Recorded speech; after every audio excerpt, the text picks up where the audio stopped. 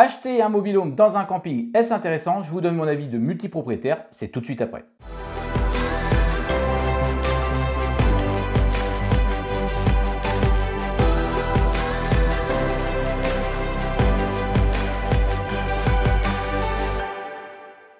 Bonjour, bienvenue sur cette vidéo consacrée à l'achat de mobil-home et on va essayer de savoir aujourd'hui si c'est intéressant. Avant toute chose, n'hésitez pas à aller télécharger les choses que j'ai mis en bas de la vidéo. Il y a des contenus gratuits qui sont en lien directement avec les mobil-homes. Vous pouvez aussi assister à une conférence en ligne. Bref, tout ça c'est en bas et si vous le voulez, n'hésitez pas à vous abonner à la chaîne et à cliquer sur la petite cloche pour vous abonner et avoir toutes les notifications en temps et en heure. Alors, sachez qu'à partir de maintenant, je vais donner pas mal de contenu en termes sur les mobil-homes mais aussi en immobilier. Donc, le mieux, c'est d'être abonné. Alors, pourquoi je donne mon avis aujourd'hui sur l'achat de mobil-home? Simplement parce que ceux qui me connaissent savent que j'ai commencé par acheter des mobil-homes lorsque j'ai débuté mes investissements. Tout de suite, après une première résidence principale en étant étudiant, je me suis lancé dans l'achat de mobil-home. Après études, je ne me suis pas lancé évidemment comme ça. Je ne vais pas revenir dans les détails de comment je suis en arrivé là, mais simplement, sachez que si j'ai acheté 4 mobil-homes assez rapidement après des études poussées, il y avait une raison, j'ai trouvé ça intéressant et vous allez voir qu'il y a des points intéressants à connaître et vraiment, je vais insister dessus aujourd'hui pour que vous ayez déjà une première notion sur ce que c'est qu'un mobil-home, ce que c'est qu'un camping et pourquoi c'est intéressant dans certains cas. Premier point, premier appel, acheter un mobil-home, ça veut dire quoi? C'est pas du tout comme l'immobilier, même si j'ai parlé d'immobilier. C'est acheter un mobil-home comme son nom l'indique, mais vous êtes donc propriétaire de ce bien, mais vous êtes aussi locataire d'un emplacement.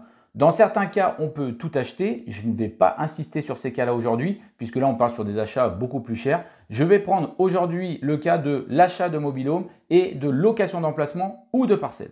J'en profite dans ce petit rappel pour dire que acheter un mobil-home et le placer sur un terrain privé sans autorisation, c'est interdit et que les autorisations se font rares pour maintes raisons. Et dernier point, avant que je vous cite les choses à connaître, n'oubliez jamais que pour être propriétaire d'un mobil-home sur un camping, il faut absolument que le camping soit entre guillemets axé propriétaire, c'est-à-dire tout simplement qu'il accepte d'avoir des propriétaires de mobil-home et qu'il ne veuille pas uniquement avoir sa propre flotte locative qu'il met en location. Voilà, après vous allez voir, il existe de multitudes de contrats, je vais y revenir sur cette chaîne toutes les semaines. Vous allez voir, je vais donner des détails, mais déjà on va essayer de comprendre les bases essentielles. Alors aujourd'hui, je vous donne 5 points importants à bien connaître. Le premier point qui à mon sens est déterminant et qui n'est pas toujours appliqué, c'est de bien définir ses objectifs avec son mobil-home. Je ne peux pas entrer dans tous les détails des objectifs, c'est un gros point de mon programme, mais peu importe, je peux donner quelques objectifs pour que vous compreniez bien pourquoi c'est important.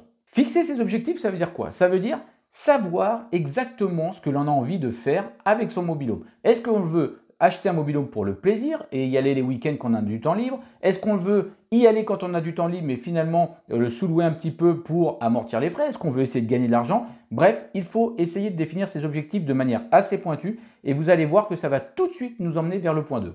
Le deuxième point, c'est qu'une fois que ces objectifs sont déterminés, il faut absolument les mettre en lien avec le camping et le contrat du camping. Finalement, vous l'avez compris, vous êtes locataire d'un terrain, donc il y a un contrat que vous signez avec le camping. Qui dit contrat dit certaines clauses.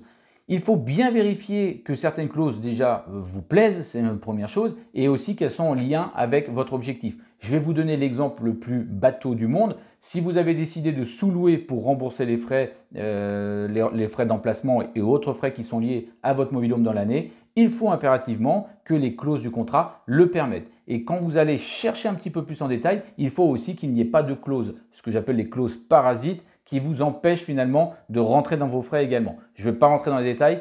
Ici, ce que je voulais dire, ce deuxième point, l'objectif ou les deux objectifs que vous êtes fixés doivent être en lien avec le contrat et les clauses du contrat. Le troisième point qui découle des deux premiers, mais qui doit être ancré, et ça c'est clair et net, le choix du mobil-home est secondaire. Qu'est-ce que je veux dire par secondaire? Ce que je veux dire par là, c'est que je sais qu'on peut voir de beaux mobil-homes, que c'est attrayant, qu'on va aussi voir un beau camping. J'aurais dû ajouter aussi que le choix du camping, de la beauté du camping est secondaire. Je sais qu'on est forcément attiré puisqu'on est dans quelque chose de loisir, de plaisir et que l'on a envie de quelque chose de beau, de sympa et on peut l'avoir. Mais si je dis que c'est secondaire, c'est simplement parce que, à mon sens, et ça je l'ai vérifié des dizaines de fois, ce choix doit être fait après le choix du camping et après l'étude du contrat. C'est assez simple à comprendre au final. Si vous avez un beau mobil-home dans un camping qui ne vous permet pas du tout son exploitation, ça ne sert à rien. Si vous avez un mobil-home peut-être un peu moins sympa, un peu moins sexy que ce que vous avez vu ailleurs, mais que le contrat du camping vous permet de faire plein de choses, croyez-moi, vous allez être beaucoup plus serein sur le court terme, le moyen terme et surtout sur le plus long terme. Quatrième point à savoir, on peut acheter de différentes manières les mobil-homes. Je vais citer 3 moyens peut-être les plus simples. Simplement, on peut acheter directement un propriétaire qui a un mobil-home sur un emplacement. Dans ce cas-là, ça peut être très intéressant pour certains objectifs, puisque vous allez acheter un mobil-home qui est clé en main, qui est équipé, il y a les choses dedans, il y a un emplacement qui est déjà aménagé. Attention quand même, il y a des petites contraintes. Il se peut que vous ayez des droits d'entrée à payer. Alors, je ne vais pas entrer dans les détails ici parce que je vais y revenir dans une vidéo spécifique. Les droits d'entrée, en fait, c'est une somme d'argent à donner quand on achète un propriétaire pour avoir le droit de devenir le nouveau propriétaire sur ce camping. C'est assez tordu, mais voilà, ça existe énormément et il faut savoir de quoi on parle. Vous pouvez acheter également un concessionnaire, un petit peu à l'image des voitures. Vous achetez un concessionnaire qui va vous vendre un mobil-home. Attention, ça rejoint le point qu'on a vu tout à l'heure. On ne va pas acheter un beau mobil-home chez le concessionnaire parce qu'on l'a trouvé sympa sur le parking et voilà, on se lance. Ce n'est pas un camping-car. Donc, on fait attention parce que l'idée, c'est que si on a acheté ce beau mobil-home, c'est qu'on sait où le mettre. Souvent, la plupart du temps, les concessionnaires ont des partenariats qui vont vous permettre de choisir un emplacement avec le camping et ensuite vous choisissez votre mobil-home. Parfois, ils font du clé en main. Moi, je travaille avec quelqu'un sur un autre projet qui justement fait ce clé en main et qui est parfois partenaire de camping qui sont à 500 km. Ils vont vous proposer quelque chose de clé en main une fois que vous avez choisi l'emplacement. Et souvent, ils sont partenaires, donc du coup, vous n'aurez plus les droits d'entrée à payer, même si dans ce cas-là, il y aura forcément des frais de déplacement à payer pour placer le mobil-home. Troisième possibilité pour acheter un mobil-home, c'est le fait d'acheter un camping directement, soit sur un parc de vente à côté du camping, soit un camping qui a des mobil-homes sur emplacement, qu'ils ont acheté par exemple à d'autres propriétaires, et au final, vous achetez directement au camping. J'ai envie de dire que les deux derniers points, en achetant des professionnels, ça montre aussi que l'achat peut se faire en fonction des objectifs. Je vais vous donner un exemple une nouvelle fois, sans entrer dans les détails, parce que ça va être le sujet prochainement de vidéo.